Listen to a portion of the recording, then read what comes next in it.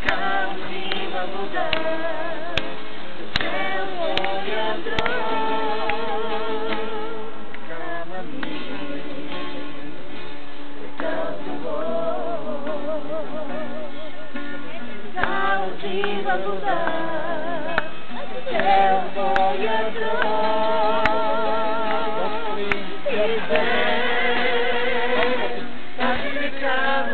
Тази сутрин ние се събираме на това място, за да приветстваме Святи Боже, да приветстваме Господи Небесен, Твоите принципи и Твоята воля. Господи, тази сутрин ние сме събрани на това място, за да поставиме, Господи, Святи Боже, принципът на водното кръщение реализира в живота на Твоят народ. Тази сутрин, Господи, Святи Боже, тук и сега, ние, Господи, заставаме, за да дадем, Господи, съгласието на двама души да сключат заветни взаимоотношения с Тебе. Дошли сме, Господи, Святи Боже, за да извършиме делото, което Ти, Господи, Святи Татко, поставяш чрез Твоите служители в лицето на Йоан Кръстител, в лицето, Господи, Татко мой, на предтечата, който дойде, за да извика, Господи, Татко мой, за да постави, Господи, принцип за покаяние и умиване, Господи, Святи Татко, на съвест, защото водното кръщение е позив към чиста съвест, към новораждане, Господи, Святи Боже, и смирение пред Тебе. Ние се покланяме пред Тебе и извикваме Твоята благодат, извикваме Твоето помазание, извикваме, Господи, Святи Боже, Твоето присъствие тук и сега на това място, за да се извърши това дело, защото ние нищо не можем да направим от само себе си, за това нищо от нас, но всичко, Господи, от Теб, и ние, Господи, Святи Боже, ще бъдем единствено и само свидетели на това, което Ти вършиш.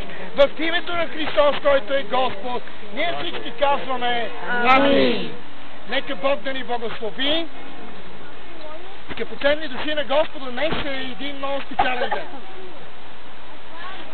Един ден, в който нашите братя в лицето на брат Петър, заповядай отпред, брате,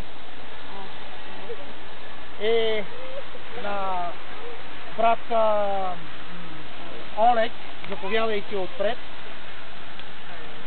ще се извърши едно дело, което е поставено като начало още преди 2012 години, още преди повече от 2000 години, тогава, когато Бог постави едно много особено служение, един призив към хората да дойдат с отворени сърца, осъзнаващи своят греховен и непостоянен живот, за да се обърнат към Бог, да го приемат като свой личен спасител, да се покаят от всичките си грехове, оставяйте се от досегашното си мислене, от досегашният си живот, предавайте се в ръцете на Господа.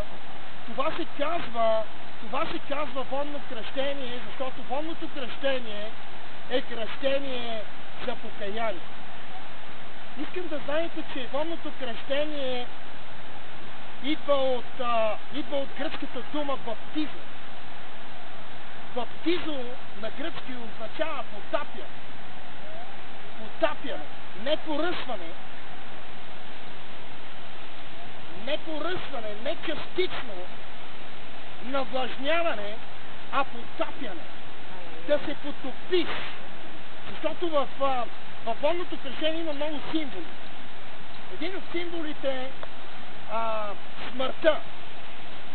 Водното кръщение символизира смърт.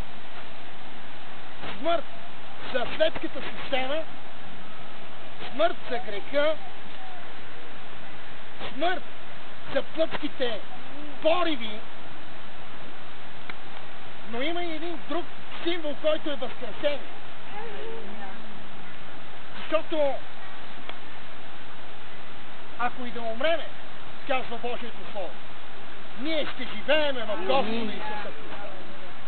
Ние ще живееме, Затова във водното кръщение има и този символ, наречен възкресение. Защото ние умираме за този свят, умираме за греха, но възкръсваме за Христос. Възкръсваме за Господа. Възкръсваме за един нов живот, който да бъде покорен, който да бъде предаден в ръцете на Господа, смирен и послушен, за да го следваме и Той да ни води в целият ни земен път. Искам да знаете, че когато една душа каже да на Господ, тогава цялото небесно гражданство е в радост и в весение. Цялото небесно гражданство свидетелства за вашето спасение. Това е моментът, в който вие сключвате договорни взаимоотношения с вашия Създател. Възстановявате духовната връзка, която във времето е била прекратена чрез нашите предци, чрез нашите бащи, поради грехът, който е навлезал в нашето плътско естество. Но Божието Слово казва, че наказанието, смъртта и грехът дойдоха чрез първият Адам. Но ние, съвременните, поклонници, имаме оправдание и спасение чрез вторият Адам, който не идва от земята, а идва от небето в лицето на Господа Исуса Христа. Аз ви благославям, нека този ден да се запечата дълбоко във вашето съзнание. Нека да се запечата във вашето съзнание и никога да не забравяте, че това е моментът, в който вие обещавате на Господа. Божието Слово казва, че когато направиш оброк Господу, побързай да го изпълниш. Това е вашият момент, в който вие правите оброк Господу. Договорни взаимоотношения. Бог има обещание за вас. Бог има обещание за тебе, брат Петър, Павле. Бог има обещание за тебе, брат Олег. И той е верен да изпълни обещание. Но аз искам да ви попитам, защото на това място има много свидетели. Както в небесни места, така и чрез неговите ангели, които са самите ние по лицето на тази земя. Самостоятелно ли е твоето решение, брат Павле, да дойдеш и да сключиш завет с Господа, преминавайки през това, през такъв момент, наречен водно кръщение, през такъв белег? По-силно да се чуете всички. Самостоятелно е твоето решение. Не е предизвикано от чужда намеса, не е предизвикано от натиск, а това е плод на твоето осъзнаване и решение да дойдеш и да преминеш през това кръщение. Брат Олег, самостоятелно ли е твоето решение да дойдеш и да участваш в водното кръщение? Да.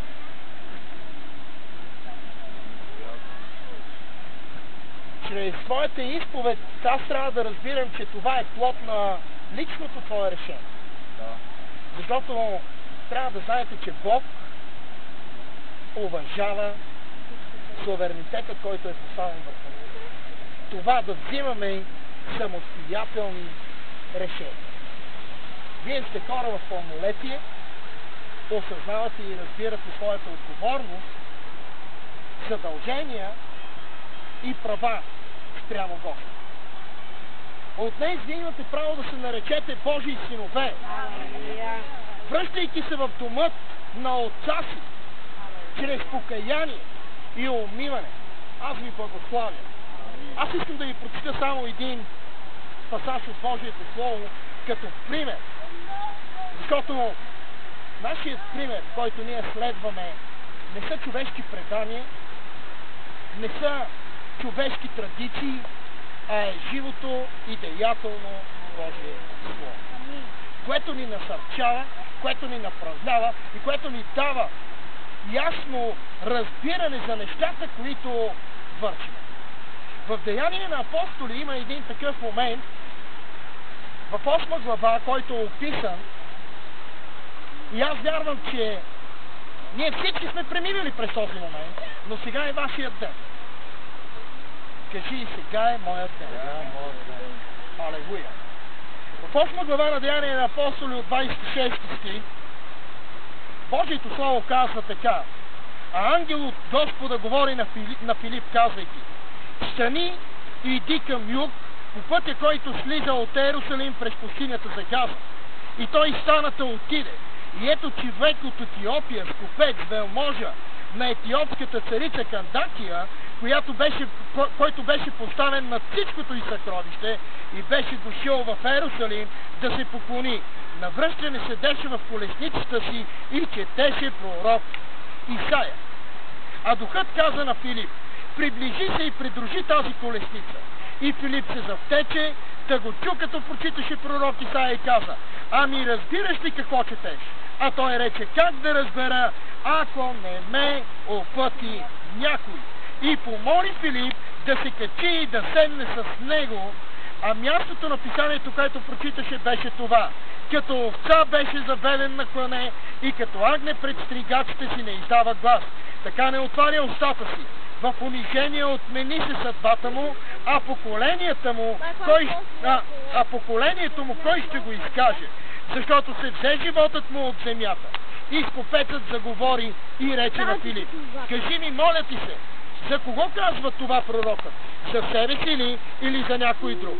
А Филип отвори уста и като започна от това писание, благовести му Исуса. И като вървяха в пътя, дойдоха до една война. И ето, ние когато вървяхме по пътя, ние не ви заведахме в някоя кръчма, в някой бар, ние не ви заведахме на пазара или някъде на някое друго място. Ние ви доведохме на правилното място, защото духът на Господа е този, който превежда душите от този свят в спасителният план на Господа. И така, както Божието Слово казва, че духът на Господа върши цялото това дело, те стигнаха, вървейки, стигнаха до определеното от духът място. И Божието Слово казва, че това беше място при една вода. Така че и вие дойдохте на това място при водата.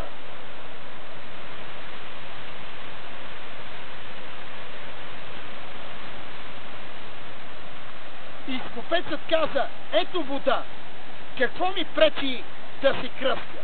И Филип рече: ако вярваш от все сърце, можеш. А той в отговор каза: вярвам, че Исус Христос е Божият Син. Тогава заповяда да се спре колесницата и двамата слязоха във водата, и Филип и скопеца, и кръсти го. Нека Бог да ви благослови. Вие вярвате ли, че Исус Христос е Божият Син? На основание на вашата вяра, Бог ни дава правото да престъпиме в същинското действие на това изпълнение като водно кръщение. Така че сега е моментът да отидеме и да се приготвиме и да изпълниме делото наречено водно кръщение. Нека Бог да ви благослови.